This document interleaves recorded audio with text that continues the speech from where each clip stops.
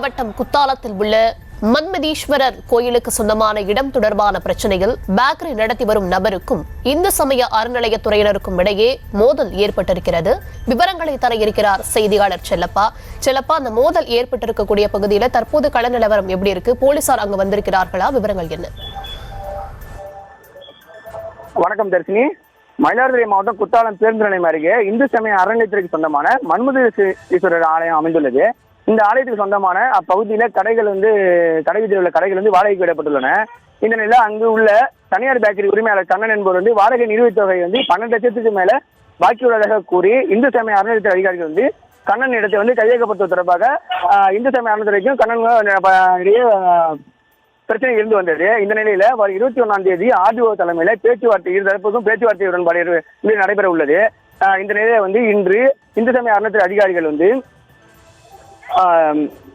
துணை ஆணையர் ராணி தலைமையில கண்ணன் இடத்துக்கு கடையை பூட்டி சீல் வைப்பதற்காக வந்தனர்.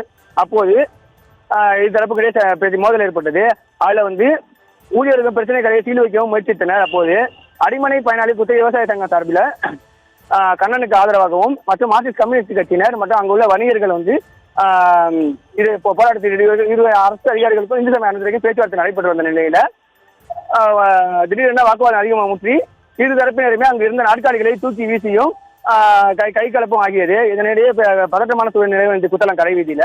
இதனைத் தொடர்ந்து அங்கு வந்த குத்தாலம் போலீசார் இருதரப்பை சமாதானப்படுத்தி பேச்சுவார்த்தையில் ஈடுபட்டனர். அப்போது இந்த கண்ணன் தரப்பு ஆதரவாளர்கள் குத்தாலம் கடை வீதியில் சாலை மறியல் போராட்டத்தில் ஈடுபட்டு வந்தாங்க. அது மட்டுமல்லாமல் முன்னறிவிப்பு இன்றியும் போலீசார் அனுமதி பெறாமலும் இந்து சமய அறநிலையத்துறை அதிகாரிகள் இன்று ஆக்கிரமிப்புகளை அகற்ற வந்ததாகவும் கூறப்படுகிறது. மேலும் தற்போது காவல் குத்தாலம் போலீசார் பேச்சுவார்த்தை நடத்தி வருகின்றனர். இந்த இந்து சமய அறநிலையத்துறை அதிகாரிகள் அடாவடித்தனமாக கடைக்கு சீல் வைக்க முயன்றதாகவும் வணிகர்கள் மற்றும் அடிமனை விவசாயிகள் குத்தகை சார்பாகவும் குற்றச்சாட்டு வைக்கிறாங்க. தர்ஷினி, விவரங்களுக்கு நன்றி செல்லப்பா.